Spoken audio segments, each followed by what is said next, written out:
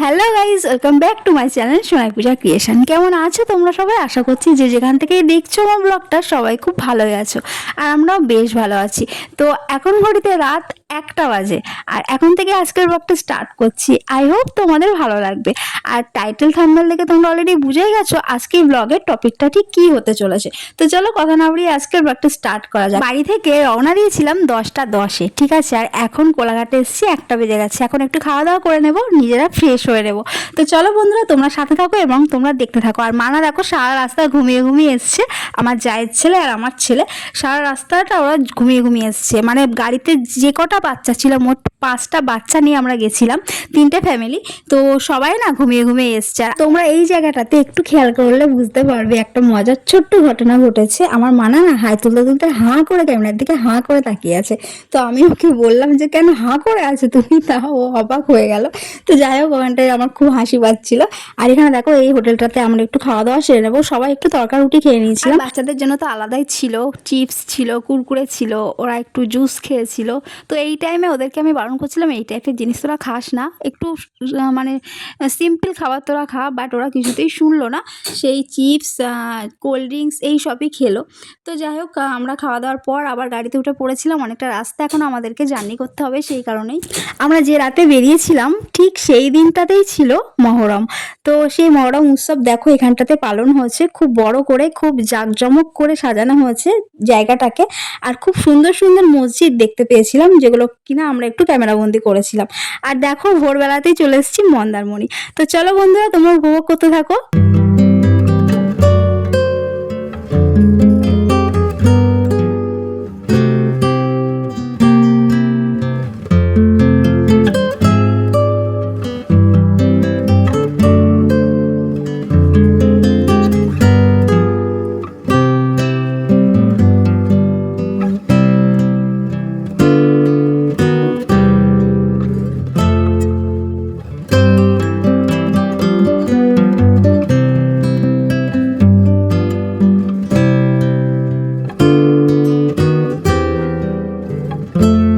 তোমরা এখানে একটু ভালো করে খেয়াল করলেই বুঝতে পারবে কেমন করে আকাশে বিদ্যুৎ চমকাচ্ছে।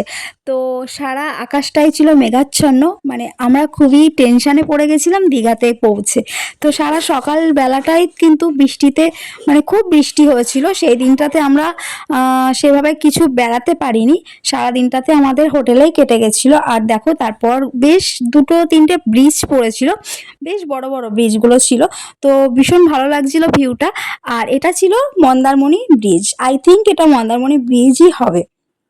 তো দেখো বন্ধুরা, ভীষণ ভালো লাগছিল। আর শুধু মনে হচ্ছিল যে কখন একটু গাড়ি থেকে নামবো, মানে দীঘার পরিবেশটাতে আমরা একটু উপভোগ করব। দীঘায় এসে মনটা তো এমনিতেই ভালো হয়ে যায় বলো, যতই কষ্ট হোক। আমাদের কিন্তু 3টে ফ্যামিলির, যেহেতু আমরা বাচ্চাদেরকে নিয়ে এসেছি সেই কারণে আমাদের কিন্তু গাড়ির মধ্যে প্রচণ্ড কষ্ট হচ্ছে। সারা রাত কারোর ঘুম হয়নি, আমাদের বড়দের কারোরই ঘুম হয়নি সেভাবে।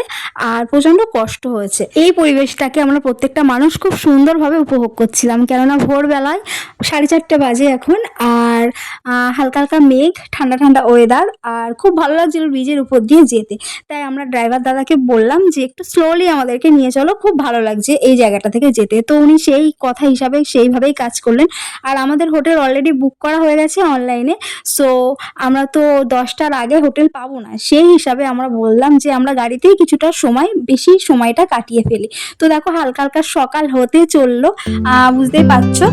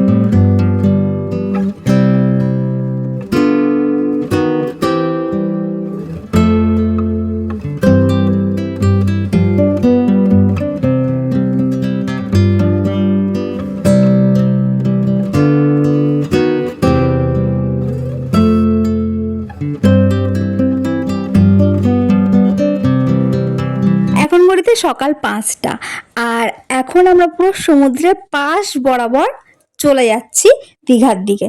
তো অলরেডি আমরা পৌঁছে গেছি, বুঝতেই পারছো সমুদ্র এসছে মানে আমরা অলরেডি দীঘার বুকে পৌঁছে গেছি। তো এই যে একদম পাশ দিয়ে যখন আমরা যাচ্ছিলাম এত দারুণ লাগছিল ভিউটা, তোমরা নিশ্চয়ই বুঝতে পারছো। আমরা কিছুক্ষণ ওখানে জাস্ট গাড়িটাকে হোল্ড করে আমরা মানে সমুদ্রটাকে হাঁ করে দেখছিলাম, মানে এত সুন্দর লাগছিল ভিউটা, তোমরা বুঝতেই পারছো, দেখতেই পাচ্ছ। তোমাদের সাথেও আমি সেটা শেয়ার করবো বলেই ক্যামেরা করে নিয়ে এসেছি। তো দেখো আমরা অলরেডি এখন পৌঁছে গেছি হোটেলে, আর এখন 5:30 বাজে, বুঝতেই পারছো এত সকালে আমরা পৌঁছে গেছি। সেখানে গিয়ে কি করব না করব কিছুই বুঝতে পারছি না, কেননা রুম তো এত সকালে আমাদেরকে কিছুতেই দেবে না। এই যে আমাদের হোটেল, তোমরা সামনে দেখেই বুঝতে পারছো, শতাব্দী হোটেল, এইটা ছিল আমাদের হোটেল।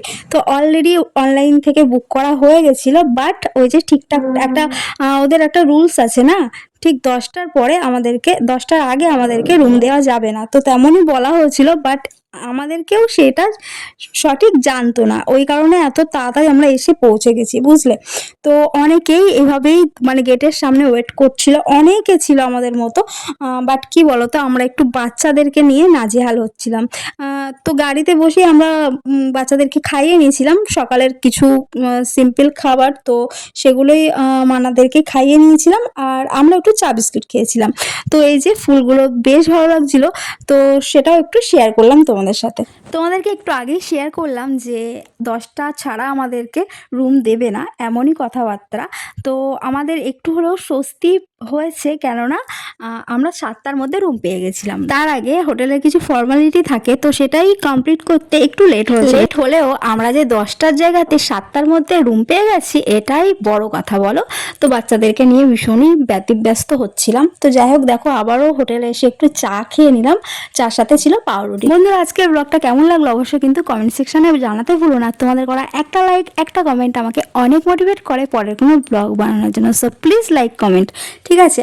আর দীঘাতে এসে আমার পার্ট 2 ব্লগ যদি দেখতে চাও তাহলে অবশ্যই কিন্তু কমেন্ট করে জানিও। তো চলো আজকের ব্লগটা এখানেই এন্ড করছি, দেখা হচ্ছে নতুন কোনো ব্লগে। টাটা।